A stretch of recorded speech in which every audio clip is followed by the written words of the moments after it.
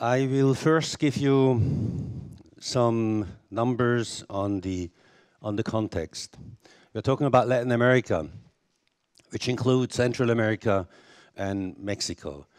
In Latin America, the situation is not very different from what we see in the rest of the world as far as the growth rate is concerned, population growth rate. We only represent 8.3% of the global population. There is a slight difference when it comes to the urbanization, 65% versus 52% on a global scale. And the average life expectancy is 74 years, which is lower than in the rest of the world. So if we have to suffer, at least we don't have to do it all that long. What is the big challenge is the last point that Martin just mentioned, inequality. Latin America has the biggest gap between the ones that have and the ones that don't have. That inequality actually is the reason for many of the social issues, pressures, frictions that we have in our continent, and it remains to be the one issue that has not been tackled so far almost at all, a big, big issue. So moving now from this context of Latin America, I now move to Fundis. Fundis is a Latin American consulting company, an not-for-profit organization. Every time I say this, it almost hurts. And Neil says, I can trust you. We are actually for profit. We are not concerned about making a profit. I would be concerned about not making a profit. The issue here is not whether you do or you don't make a profit. The issue is how you make it and what you do with it. We make profit by helping micro and small enterprises all over Latin America, by alleviating poverty all over Latin America. And what do we use it for? We invested in research, we invested in development, and we invested in opening new markets in Latin America with our business model. So profit as such is not bad. If you do it, if you make it the wrong way, or if you use it for the wrong thing, then it could be a problem. We help SMEs. SMEs are, we call them SMEs because it's a shorter term. It's micro, small, and medium-sized enterprises. But to make it a bit shorter, let's just call them SMEs. We help SMEs, and the ultimate objective why we do that is to find a better distribution of that wealth in Latin America. We want to give to the ones that don't have, and we actually use the money of those who have in order to live up to our mission. We have a vast, vast experience over the last 30 years that we do this. We have been helping some 300,000 SMEs in Latin America, making them stronger, making them better entrepreneurs, making them stronger businesses. And we do that in 15 countries of Latin America. We do it with some 100 staff, payroll staff, and some 600 consultants that help us to do so. If you look at the SME individually, at those micro and small businesses individually, they don't even appear on the radar. But if you look at them all together, they're actually 98% of all companies in Latin America.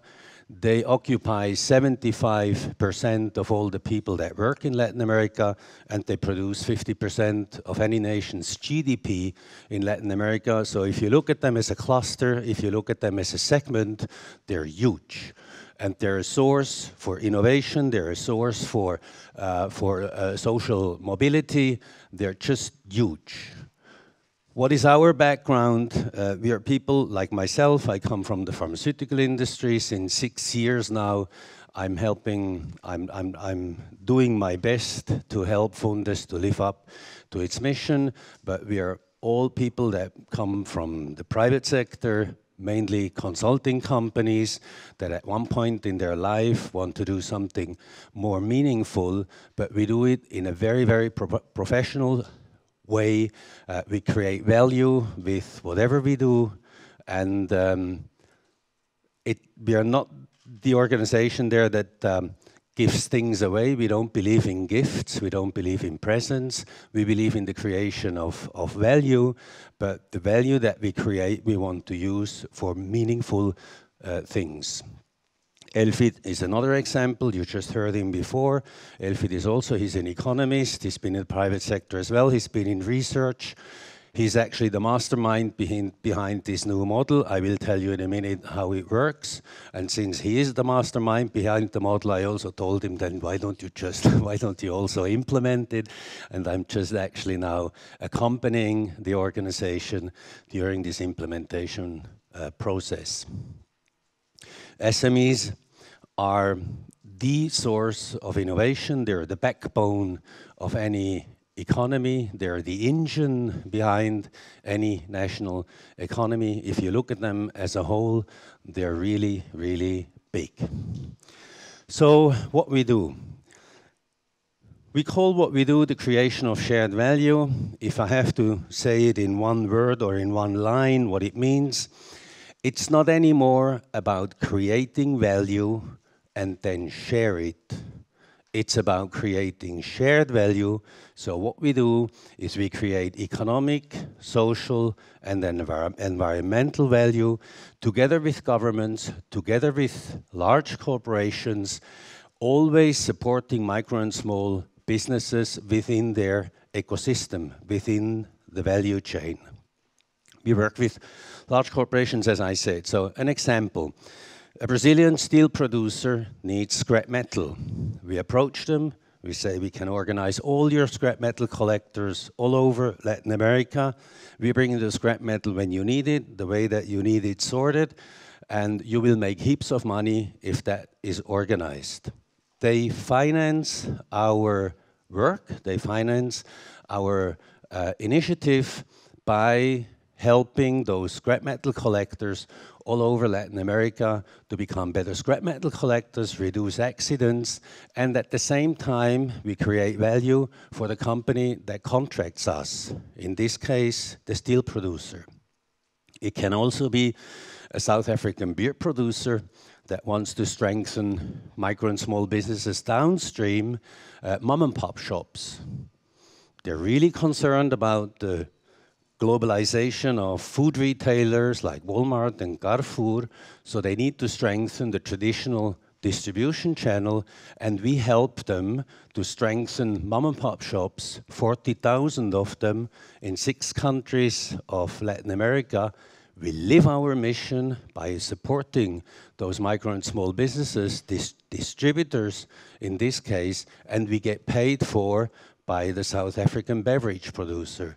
Why? Because we create value for the South African beverage producer, and with that incremental value that we produce for him, it allows us to make the investment and strengthen those small mom and pop shops in a sustainable way, because we accompany them during about a year and really make them stronger businesses, and we use, as I said, the money of the private sector in that case to make them stronger.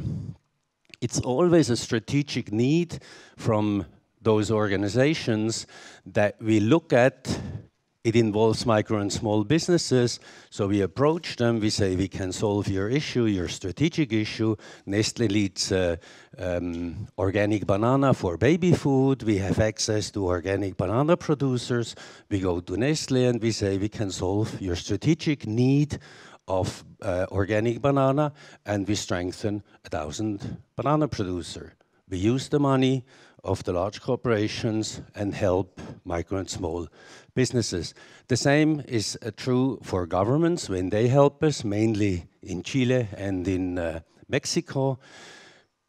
They have different objectives on their radar. They want to create jobs, they want to formalize businesses, eventually they want to turn them into taxpayers. So we can again help governments living up to their expectations and needs by strengthening micro and small businesses. If anyone asks me what is your value proposition in Fundes, is access, because we know where those micro and small businesses are. We can implement these improvement projects with the money of the big players, be it governments or be it large corporations, and we produce results. Our customers, be it governments, be it large corporations, have access to our database on a daily basis. Actually online, they can see how we implement these projects, what we do for the small ones, and what we generate for them, for the large corporation. Same true for governments.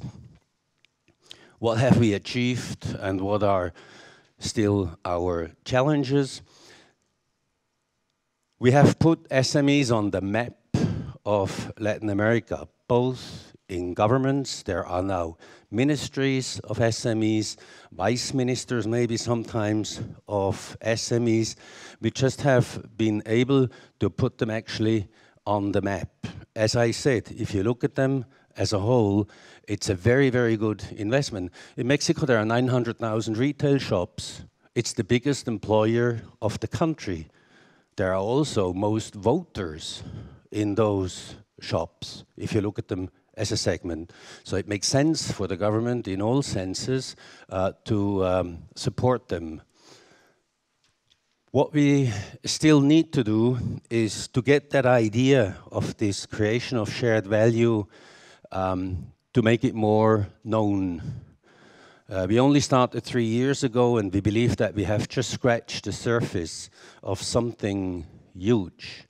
And we are now in the process of massifying, of scaling these initiatives in order to go to annually about 25 to 30,000 of these small enterprises that we support, from 5 to 6,000, which is what we had 4 years ago.